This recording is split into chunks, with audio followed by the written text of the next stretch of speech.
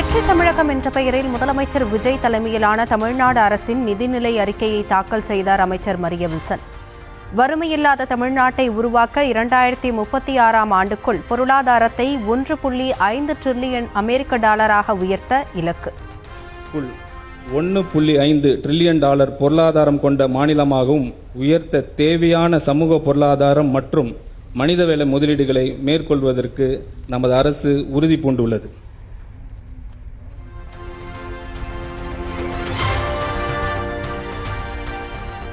திருமணமாகும் பெண்களுக்கு 8 கிராம் தங்க நாணயத்துடன் பட்டுப்புடவை வழங்கும் அண்ணனின் சீர்திட்டம்.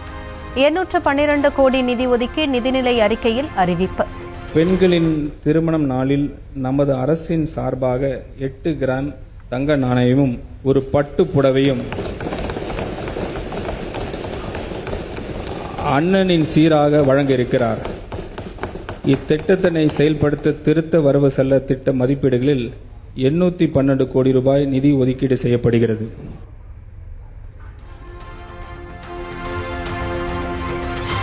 அரசு மருத்துவமனைகளில் பிறக்கும் குழந்தைகளுக்கு தாய்மாமனின் சீராக 1 கிராம் தங்க மோதிரம் வழங்கும் திட்டத்திற்கு 560 கோடி ரூபாய் ஒதுக்கீடு. பேரறிஞர் அண்ணா பிறந்த செப்டம்பர் 15ஆம் தேதி முதலமைச்சர் விஜய் தொடங்கி வைப்பார் என்று அறிவிப்பு.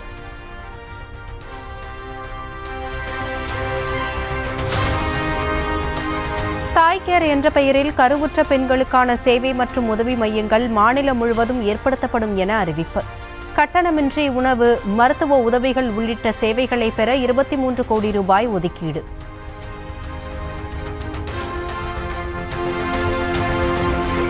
முதலமைச்சர் காலை உணவு திட்டம் பெருந்தலைவர் காமராஜர் காலை உணவு திட்டமாக பெயர் மாற்றப்பட்டு 710 கோடி ஒதுக்கீடு. 8ஆம் வகுப்பு வரை விரிவாக்கப்பட்ட திட்டத்தில் 15,14,000 மாணவர்கள் பயன்பெறுவர் என்று தகவல்.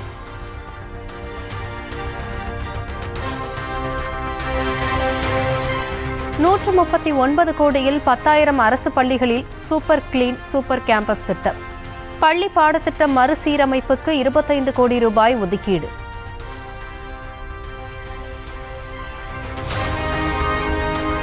கல்லூரி மாணவர்களுக்கு 2000 கோடி ரூபாயில் வெற்றி மடிக்கணினி வழங்கும் திட்டம். 277 கோடியில் 11ஆம் வகுப்பு படிக்கும் மாணவர்களுக்கு ஹெல்மெட், குடிநீர் பாட்டில் வைக்கும் வசதிகள் கொண்ட சைக்கிள் வழங்கப்படும் என்றும் அறிவிப்பு. உணர்ந்த நமது அரசு கல்லூரி மாணவர்களுக்கான வெற்றி மடிக்கணினி திட்டத்தை செயல்படுத்தும். 2000 கோடி ரூபாய் ஒதுக்கீட்டில் இத்திட்டம் கல்லூரி மாணவர்களின் கற்றல் திறனை மேம்படுத்தும் ஒரு கருவியாக அமையும். 11ஆம் வகுப்பு பயிலும் சுமார் 5.32 லட்சம் ஜென்சி இளம் தலைமுறை மாணவர்களுக்கு 277 கோடி ரூபாய் மதிப்பீடில் ஹெல்மெட் மற்றும் வாட்டர் பாட்டில் வசதிகளுடன் கூடிய நவீன பிராண்டட் சைக்கிள்ஸ் வழங்கப்பட உள்ளது.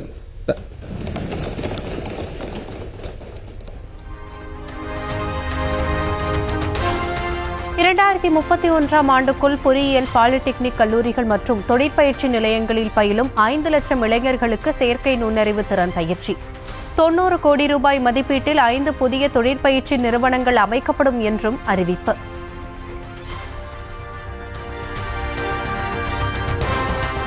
விஜய் மாமா விஜய் மாமா என பாசமாக அழைக்கும் குழந்தைகளுக்கான அங்கன்வாடி மையங்கள். 500 அங்கன்வாடி மையங்களுக்கு பல்வேறு அடிப்படை வசதிகளை உள்ளடக்கிய புதிய கட்டடம் நடப்பாண்டிலேயே கட்டப்படும் என அறிவிப்பு. விஜய் மாமா என பாசம் பொங்க அழைக்கும் குழந்தைகள்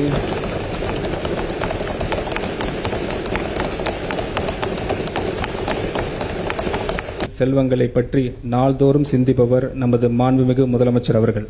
பாதுகாப்பான குடிநீர், கழிவறைகள், மின்சார இணைப்பு உள்ளிட்ட அடிப்படை வசதிகளை உள்ளடக்கிய 500 அங்கன்வாடி மையம் கட்டடங்கள் நடப்பாண்டில் கட்டப்படும்.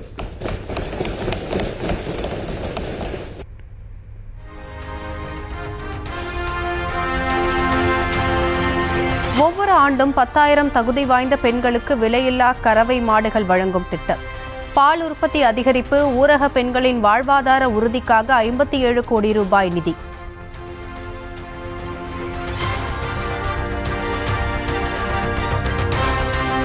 $110 கோடி ரூபாய் ஒதுக்கீட்டில் வெற்றி மகளிர் ஆடுகள் வளர்ப்பு திட்டம். 30,000 பேருக்கு 5 வெள்ளாடு அல்லது செம்மறி ஆடுகள் 100% மானியத்துடன் வழங்கப்படும் என்று அறிவிப்பு.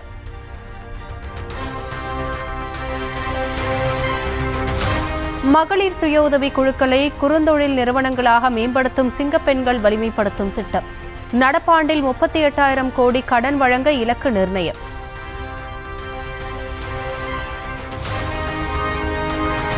கிராம வேலை உறுதி மற்றும் வாழ்வாதார திட்டத்தின் கீழ் வெற்றி 150 திட்டம் அறிமுகம். 125 நாட்கள் வேலை முடித்த குடும்பங்களுக்கு கூடுதலாக 25 நாட்கள் வேலை உறுதியளிக்கும் திட்டத்திற்கு ஆண்டுதோறும் 100 கோடி ஒதுக்கீடு. ரேஷன் கடைகளில் 18 கோடி ரூபாய் மதிப்பீட்டில் பொட்டலமிடப்பட்ட கோதுமை மாவு வழங்கும் முன்னோடி திட்டம். படிப்படியாக மாநிலம் முழுவதும் விரிவாக்கம் செய்யப்படும் என்றும் அறிவிப்பு. தமிழ்நாடு அரசின் நிதிநிலை அறிக்கையில் பள்ளிக்கல்வித்துறைக்கு 44,527 கோடி ரூபாய் ஒதுக்கீடு. உயர்கல்வித்துறைக்கு 8,393 கோடி ரூபாய் ஒதுக்கி அறிவிப்பு. திட்ட மதிப்பீடுகளில் பள்ளி கல்வித்துறைக்கு 44,527 கோடி ரூபாய் ஒதுக்கீடு செய்யப்படுகிறது. உயர்கல்வித்துறைக்கு 8,393 கோடி ரூபாய் ஒதுக்கீடு செய்யப்படுகிறது.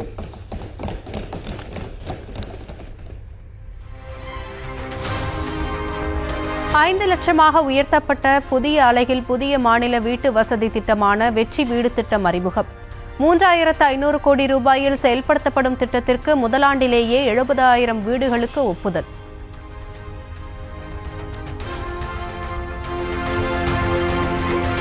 இளைஞர் நலன் மற்றும் விளையாட்டு மேம்பாட்டுத் துறைக்கு 1,051 கோடி ரூபாய் ஒதுக்கீடு. மாநிலம் முழுவதும் 10 ஒலிம்பிக் சிறப்பு மையங்கள் அமைக்க 50 கோடி நிதி மற்றும் விளையாட்டில் ஆர்வம் கொண்ட 8 முதல் 18 வயதுக்குட்பட்ட பள்ளி மாணவர்களை தேர்ந்தெடுத்து உலகத்தரம் வாய்ந்த பயிற்சி.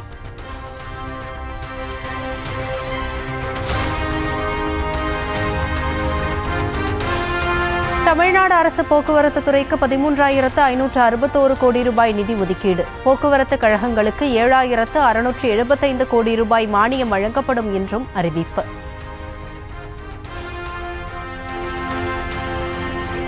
$500 கோடியில் சென்னைக்கு 1000 புதிய குளிர்சாதன மின்சார பேருந்துகள் வாங்கப்படும் என்ற அறிவிப்பு. பேருந்து பணிமனைகளில் EV உட்கட்டமைப்பு மேம்பாடு செய்யப்படும் என்றும் உரை.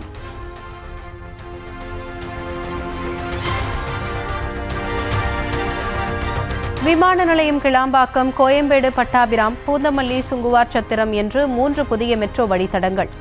சென்னை மற்றும் புறநகர் பகுதிகளை இணைக்கும் 3 புதிய மெட்ரோ ரயில் வழித்தடங்கள் பரிந்துரை.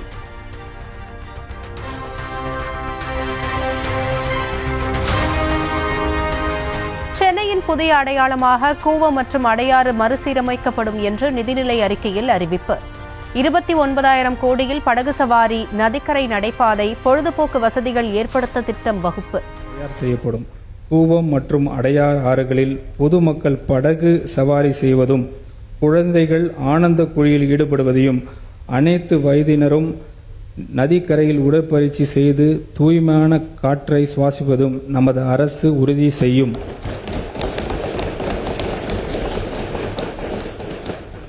இந்த திருத்த வரவு செலவு திட்ட மதிப்பீடுகள் நகராட்சி நிர்வாகம் மற்றும் குடிநீர் வழங்கல் துறைக்கு 29,863 கோடி ரூபாய் ஒதுக்கீடு செய்யப்படுகிறது.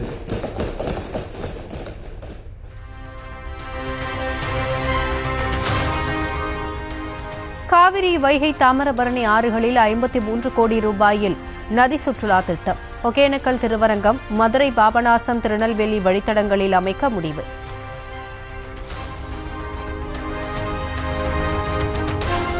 வேளாண் மற்றும் உழவர் நலத்துறைக்கு 14,984 கோடி ரூபாய் ஒதுக்கீடு.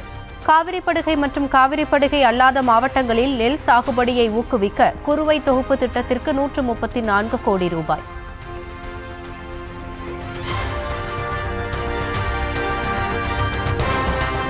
தூத்துக்குடி மற்றும் திருநெல்வேலி மாவட்டங்கள் விண்வெளி தொழில் முதலீட்டு மண்டலங்களாக அறிவிக்கப்படும். இதன் மூலம் தென் மாவட்டங்களில் தொழில் வளர்ச்சி மிகப்பெரிய முன்னேற்றம் அடையும் என்றும் எதிர்பார்ப்பு.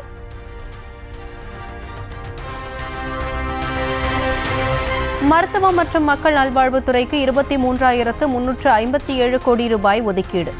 நடமாடும் முதியோர் சிகிச்சை மையங்கள், தொலை மருத்துவ பராமரிப்பு அமைப்பு உள்ளிட்ட திட்டங்கள் அறிவிப்பு.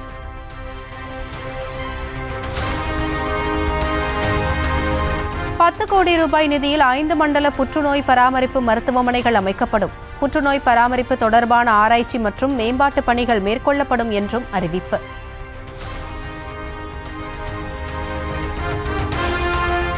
அரசு ஊழியர்களுக்கான அடிப்படை மருத்துவ காப்பீடு 5 லட்சத்தில் இருந்து 7.5 லட்சமாக உயர்வு. குறிப்பிட்ட நோய்களுக்கு 12 லட்சம் வரையும், அரிய நோய்களுக்கு 15 லட்சம் வரையும் நிதி உதவி பெற 838 கோடி ஒதுக்கீடு.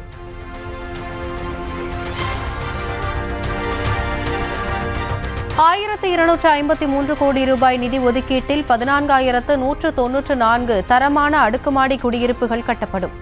24,131 அடுக்குமாடி குடியிருப்புகள் நடப்பாண்டில் நிறைவு பெறும் என்றும் அறிவிப்பு.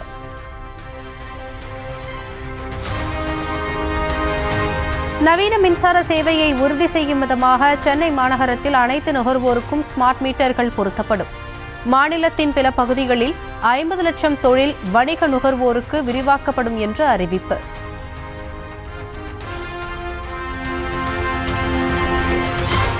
தொழிலாளர் நலன் மற்றும் திறன் மேம்பாட்டுத் துறைக்கு 2022 கோடி ஒதுக்கீடு. சிறப்பு திட்ட செயலாக்கத்துறைக்கு 17,150 கோடி ஒதுக்கீடு செய்யப்படுவதாகவும் அறிவிப்பு.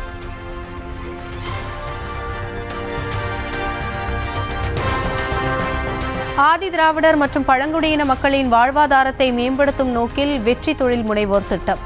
மூலதன மானியம் மற்றும் வட்டி மானியம் பெற ஏதுவாக 75 கோடி நிதி ஒதுக்கீடு.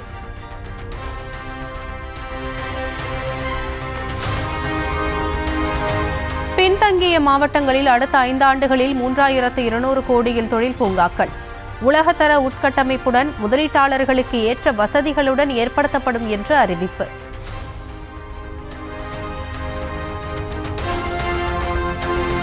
நகராட்சி நிர்வாகம் மற்றும் குடிநீர் வழங்கல் துறைக்கு 29,863 கோடி நிதி மற்றும் ஊரக வளர்ச்சி மற்றும் ஊராட்சி துறைக்கு 39,609 கோடி நிதி. நெடுஞ்சாலைகள் மற்றும் சிறு துறைமுகங்கள் துறைக்கு 21,524 கோடி ஒதுக்கீடு. 178 புதிய துணை மின் நிலையங்கள் 1,543 கோடியில் அமைக்கப்படும். 2,000 கோடியில் 40,000 பழைய மின் மாற்றிகள் மாற்றப்படும் என்றும் பட்ஜெட்டில் அறிவிப்பு.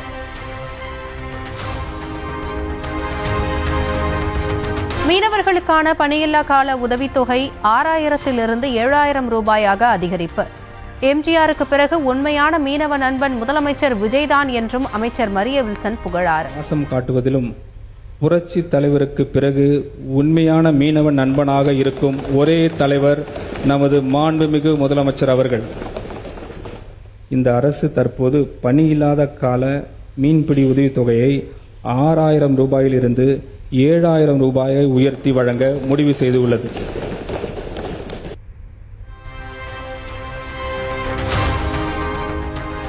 மதுபான உற்பத்தியாளர்களுக்கு கூடுதல் சிறப்பு கட்டணம் விதிப்பதன் மூலம் ஆண்டுக்கு 1,000 கோடி வருவாய். முகமற்ற வரி மதிப்பீடு, பத்திரப்பதிவு மற்றும் சுரங்க கண்காணிப்பு உள்ளிட்ட சீர்திருத்தங்கள் மூலம் கூடுதலாக 15,000 கோடி வருவாய் கிடைக்கும் எனவும் தகவல். 5 ஆண்டுகளில் 3,000 திருக்கோவில்களில் திருப்பணிகள் மற்றும் குடமுழுக்குகள். 1000 ஆண்டுகள் பழமையான 213 திருக்கோவில்கள் புனரமைக்கப்படும் என்றும் அறிவிப்பு.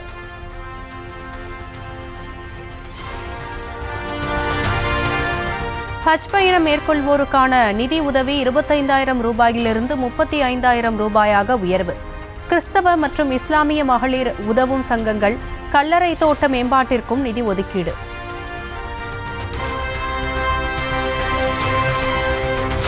மேகதாது உள்ளிட்ட உரிமை பாதிக்கும் திட்டங்களுக்கு உறுதியான எதிர்ப்பை காட்டுவோம் என்று தமிழ்நாடு அரசு திட்டவட்டம்.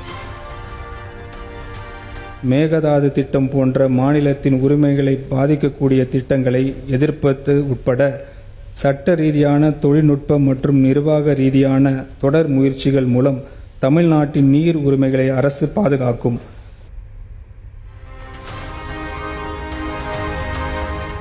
முல்லை பெரியாறு, ஆனைமலையாறு, நல்லாறு திட்டங்களுக்கு முன்னுரிமை அளிப்பதோடு கோதாவரி, காவிரி இணைப்பு திட்டத்தை விரைவுபடுத்தவும் வலியுறுத்தல்.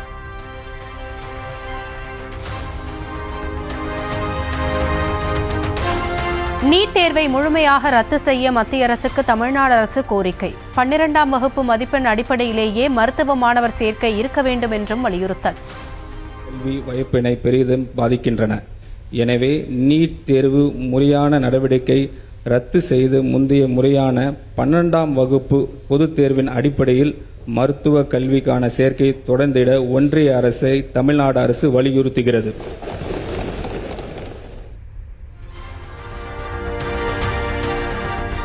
தமிழக சட்டப்பேரவையில் பட்ஜெட் கூட்டத்தொடர் செப்டம்பர் மாதம் 8ஆம் தேதி வரை நடைபெறும் என அறிவிப்பு. சபாநாயகர் ஜே.சி.டி. பிரபாகர் தலைமையில் நடைபெற்ற அலுவல் ஆய்வுக்குழு கூட்டத்தில் முடிவு. ஊதியங்களும் ஏனைய ஓய்வுகால நன்மைகளும் என்று 8/9/2026 செவ்வாய்க்கிழமையுடன் இந்த கூட்டத்தொடர் நிறைவு பெறுவதாக இன்று கூடிய அலுவல் ஆய்வுக்குழு கூட்டத்தில் முடிவெடுக்கப்பட்டுள்ளது. திமுக கொண்டு வந்த திட்டங்களுக்கு பெயர் மாற்றியதை தவிர வேறு எந்த மாற்றமும் பட்ஜெட்டில் இல்லை என்று உதயநிதி விமர்சனம். எங்களுடைய திராவிட மாடல் அரசு, எங்களுடைய தலைவர் கடந்த ஆட்சியில் என்னென்ன திட்டங்கள்லாம் கொண்டு வந்தாங்களோ அதற்கு மேலாம் ஒரு ஸ்டிக்கரை ஒட்டியிருக்கிறாங்க. ஆட்சிக்கு வரும்போது மாற்றம் மாற்றம் அப்படின்வாங்க. இப்போ என்ன மாற்றம் கேட்டிங்கன்னா எல்லாத்துக்கும் பேர் மாற்றம் செஞ்சுருக்கிறாங்க. அனைத்து திட்டங்களையும் பெயரை மாற்றிருக்கிறாங்க. மேகதாது அணை கட்டுவதை தடுக்க தவேக அரசுக்கு திராணி இல்லை என்றும் கண்டனம்.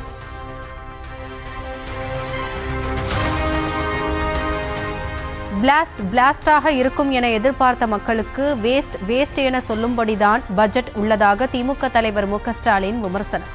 2500 ரூபாய் மகளிர் உரிமை தொகை, வேலையில்லா இளைஞர்களுக்கு 4000 ரூபாய், ஆண்டுக்கு 6 இலவச சிலிண்டர், முழு பயிர்க்கடன் தள்ளுபடி என்று முக்கிய வாக்குறுதிகள் பற்றி மூச்சுவிடாத பட்ஜெட் என்று பதிவு.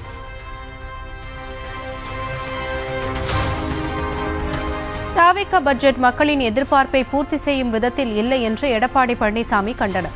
தேர்தல் வாக்குறுதிகளை நிறைவேற்றும் அறிவிப்புகளும் பட்ஜெட்டில் அறிவிக்கவில்லை என்றும் விமர்சனம்.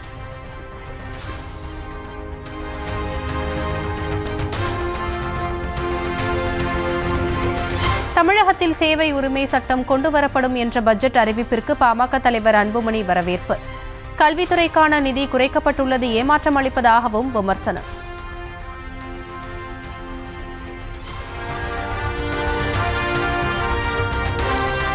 சமூக நீதித்துறைக்கு கூடுதலாக நிதி ஒதுக்கி இருப்பது மகிழ்ச்சி அளிப்பதாக விடுதலை சிறுத்தைகள் கட்சித் தலைவர் தொல் திருமாவளவன் பாராட்டு. பட்ஜெட்டில் அறிவிக்கப்பட்டுள்ள புதிய திட்டங்களை வரவேற்பதாகவும் கருத்து. சமூக நீதித்துறைக்கு கூடுதலாக நிதி ஒதுக்கீடு செய்திருப்பது பெரும் மகிழ்ச்சியை தருகிறது. விடுதலை சிறுத்தைகள் கட்சியின் சார்பில் எனது பாராட்டுகளை, நன்றியை தெரிவித்துக் கொள்கிறேன்.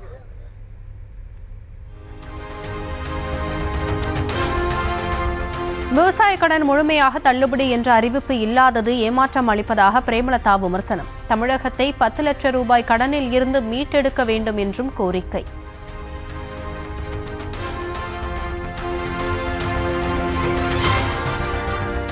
பள்ளிக்கல்வித்துறைக்கான நிதி ஒதுக்கீடு குறைந்துள்ளது குறித்து நிதித்துறை செயலாளர் சித்திக் விளக்கம். சம்பளத்திற்கான செலவினங்களை சரி செய்துள்ளதால் நிதி குறைந்துள்ளதாக தகவல்.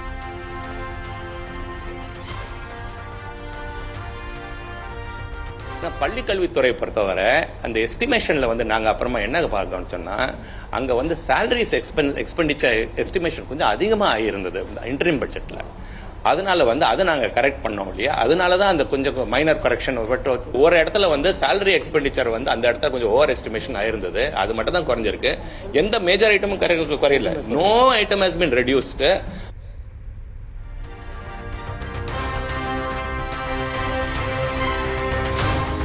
நெல் கரும்புக்கான குறைந்தபட்ச ஆதார விலையை உயர்த்துவது தொடர்பாக முதலமைச்சர் விஜய் ஆலோசனை.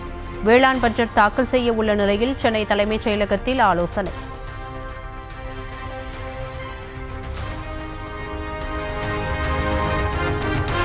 குதிரை பேர வழக்கில் செந்தில் பாலாஜிக்கு விதிக்கப்பட்ட நிபந்தனைகளை முழுமையாக தளர்த்தி உத்தரவிட்டது உயர்நீதிமன்றம்.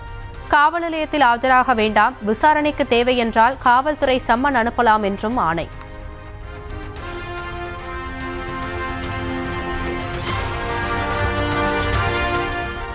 தொழிலதிபரை மிரட்டி 40 லட்சம் ரூபாய் பறித்த வழக்கில் கைதான பரங்கிமலை ஆய்வாளர் புகாரி பணியிடை நீக்கம். புகாரியுடன் தொடர்புடைய மற்றொரு ஆய்வாளர் சரவணன் காத்திருப்போர் பட்டியலுக்கு மாற்று.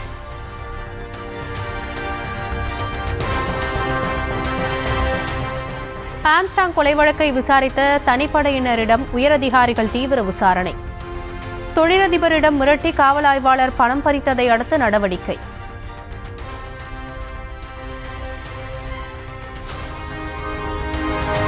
பழனி நிலமோசடி வழக்கில் கைது செய்யப்பட்ட 4 பேரை காவலில் எடுத்து விசாரிக்க சிபிசிஐடிக்கு அனுமதி.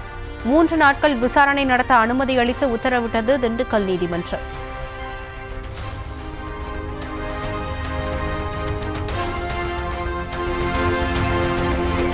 உச்சநீதிமன்ற நீதிபதிகளின் எண்ணிக்கையை உயர்த்தும் மசோதாவிற்கு ஒப்புதல் அளித்தது மாநிலங்களவை.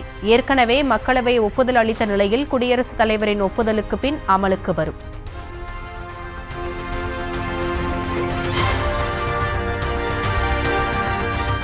கேரள மாநிலத்தில் மழை வெள்ளத்தில் உயிரிழந்தோர் எண்ணிக்கை 26 உயர்வு. 27,000 பேர் வீடுகளை விட்டு வெளியே முகாம்களில் தஞ்சம். 67 கோடி ரூபாய் அளவிற்கு பொருட்கள் சேதம் என்றும் தகவல்.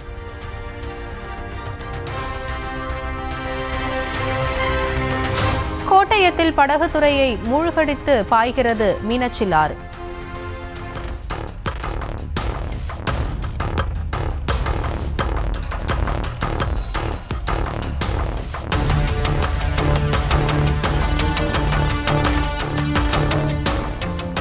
வெள்ளம் பெருகி பாய்வதால் கோட்டயம் ஆலப்புழா இடையிலான படகு போக்குவரத்து ரத்து.